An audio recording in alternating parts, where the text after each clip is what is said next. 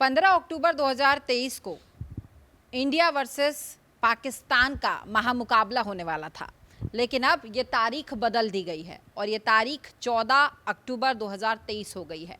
जी हाँ, India versus Pakistan का ये मैच आपको अहमदाबाद के नरेंद्र मोदी स्टेडियम में देखने को मिलेगा, लेकिन लगातार सुदर्शन न्यूज़ के प्रधान संपादक सुरेश चौहान जी और साथ ही बाला साहेब ठाकरे जी भी इसके विरोध में थे और लगातार आपको बताया कि पाकिस्तान के प्लेयर्स भी इसको लेकर बात कह चुके हैं कि हम भारत आने में सेफ फील नहीं करते हैं, तमाम सिक्योरिटी दी जाए। इसके बाद जो है 14 तारीख को ये मैच जो है होना है, लेकिन इस बीच हम आज जनरल सिन्हा जी के घर मौजूद है और उनकी प्रतिक्रिया जानेंगे इस मैच को लेकर।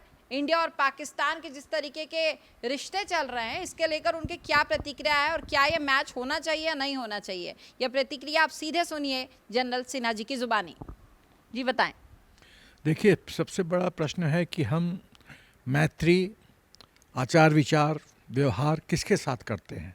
दुश्मन के साथ तो नहीं करते हैं। पाकिस्तान तो दुश्मन देश है। जिस तरह से 1947 से पाकिस्तान ने हमको तबाह करने की कोशिश की है, ये सभी को ज्ञात है।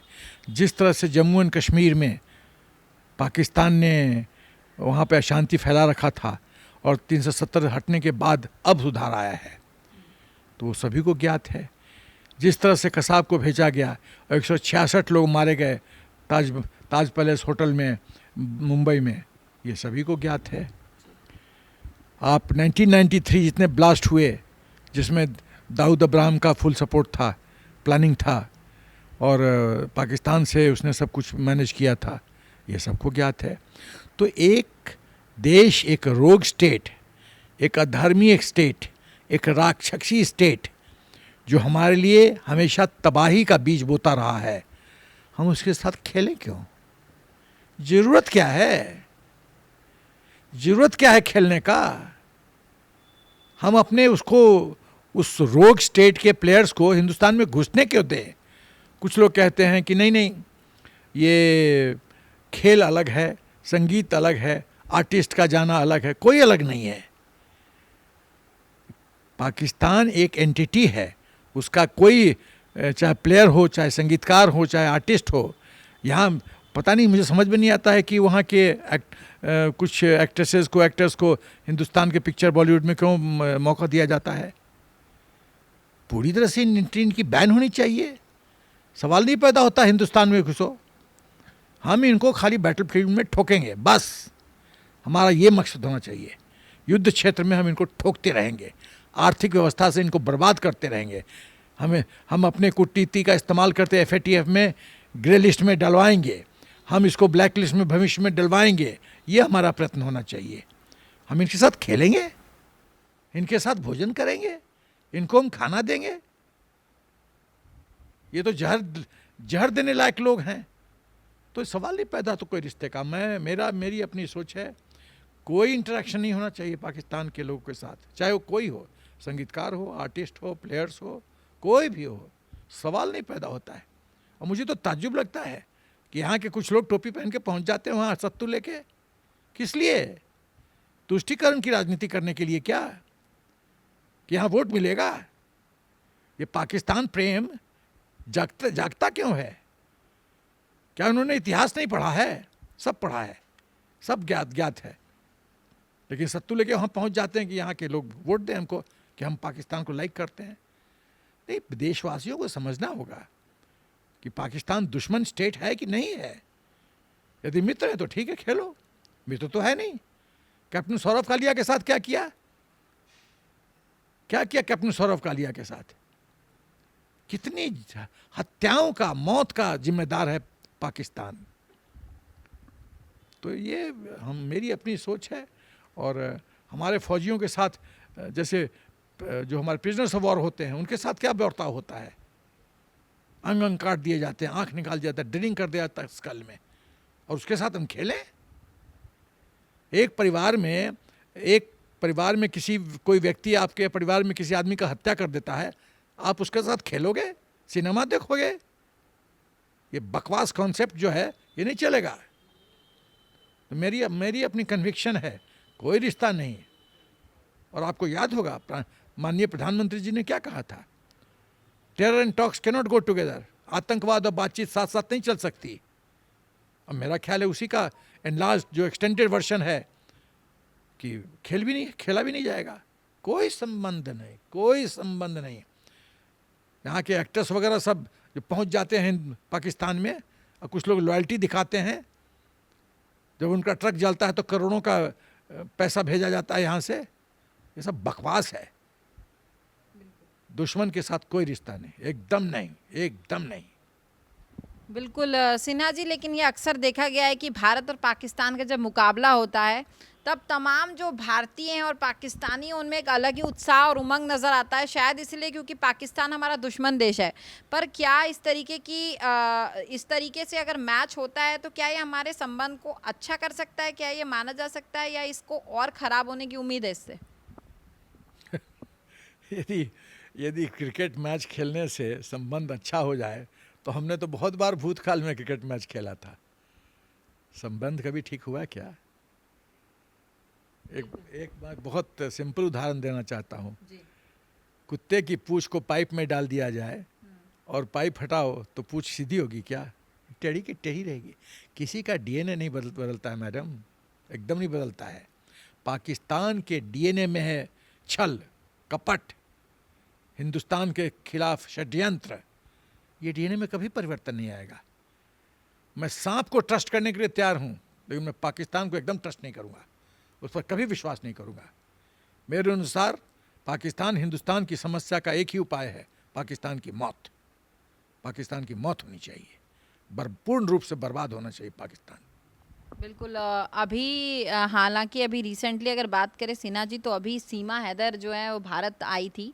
इसको लेकर आप क्या कहना चाहेंगे? क्योंकि भारत से भी एक अंजू नाम की लड़की थी जो पाकिस्तान गई, लेकिन सीमा हैदर को जो है यहाँ फुल लाइमलाइट मिल रहा है और मूवी बन रही है उसको लेकर, लेकिन अंजू का वहाँ बुरा हाल है। इसे लेकर क्या कहना चाहेंगे? हिंदुस्तान में समस्या है कि हम लोग बहुत भावनात्मक हैं। ब्रेन से कम, दिमाग से कम, भावना से काम लेते हैं। जब हृदय और भावना आपके सोच को प्रभावित करना शुरू कर दे तो ये देश के हित में नहीं है। सीमा हैदर जिस तरह से आई है, क्या वो शक नहीं पैदा करता है? 6 पासपोर्ट, 3 सिम, नेपाल में सिम तोड़ देती है, व्योन फ्योन के पता नहीं क्या क्या शब्द होता है जिसके माध्यम से लोग बात करते हैं, हमको तो पता भी नहीं है। वायोन करके पता नहीं क्या, VoIP प्रोटोकॉल से बात करते हैं। क्यों? इसका मतलब कहीं ना कहीं तो छल है। यदि सिंपल चीज़ होता तो ठीक है, नेपाल में आओ, तुम भी आओ, ये लड़का भी जाए और शादी कर लो, जो करना करो। लेकिन छल क्यों? मतलब एक क्रिमिनल की तरह एक कदम लेती है, पीछे का कदम का जो चिन्ह है वो मिटा देती है। ये तो क्रिमिनल करता है। ये लड़की बोलती है ये 6ठा पास है, 8वां पास है। जिस तरह से फर्राटे से अंग्रेजी बोलती है और कैमरा को फेस करती है, क्या आपको सिंपल लगती है लड़की? ये आई थी पाकिस्तान IAC की चाल है, उसकी एजेंट है, मेरा पूर्ण रूप से विश्वास है। ये अपना रंग फेजेस में दिखाती। ये ग्रेटर नोएडा के क्षेत्र में इस लड़के के साथ क्यों इश्क? केरला के किसी लड़के को क्यों नहीं पकड़ी? यदि इतना फ्रस्ट्रेटेड थे अपने लाइफ से तो 57 मुस्लिम देश है, वहाँ के मुसलमान नौजवान को क्यों नहीं पकड़ी? हिंदुस्तान के मुसलमान नौजवान को क्यों नहीं पकड़ी? ये ग्रेटर नोएडा के बगल में क्यों? क्योंकि दिल्ली है, दिल्ली के बगल में ग्रेटर नोएडा है। चुपके से गांव में चली जाओ, शादी उदी कर लो, 6 महीना लाई डोगो रहो, चुपचाप रहो, घुल मिल जाओ। उसके बाद फेज़ 2 में इंस्ट्रक्शंस आना शुरू होगा कि अभी तुमने ये करना है, अभी वो करना है। आप भूलिए मत कि 2024 के पहले बहुत ताकतें चाहेंगी कि मोदी जी को शारीरिक रूप से हार्म किया जाए, उनको क्षति पहुंचाया जाए।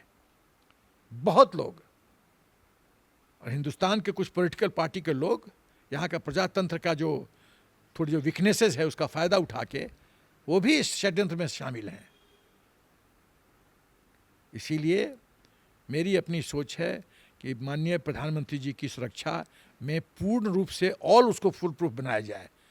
क्योंकि 2024 के पहले मोदी जी आ रहे हैं, इनको पता है तो हटाने का तो एक ही तरीका है, इलेक्शन में हराओ। वो नहीं कर सकते, फिजिकली हटाओ। ये करने की कोशिश करेंगे। ये जॉर्ज सोरोस कौन है?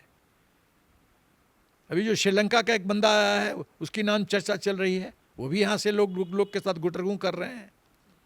सवाल ही पैदा होता है कि ऐसे ऐसे लोग को हम कैसे माफ़ कर सकते हैं?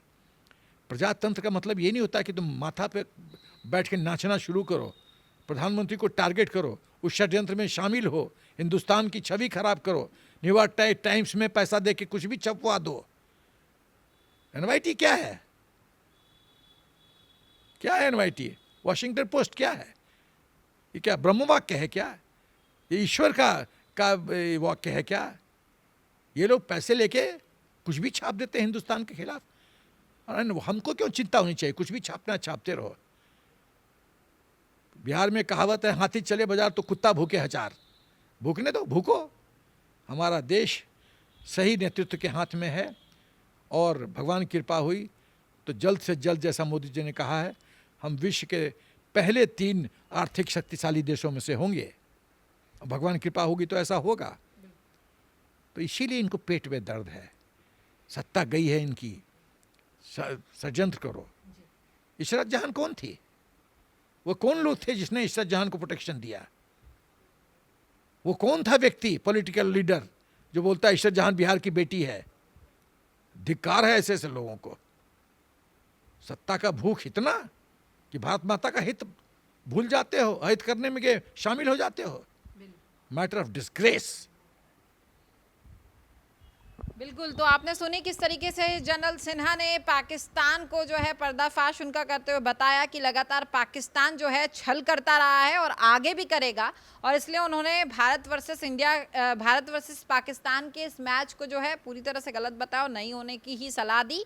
तो फिलहाल इसमें इतना ही, लेकिन मैं चंदन कैमरामैन के साथ स्मारिका ठाकरे, सुदर्शन न्यूज़, नोएडा।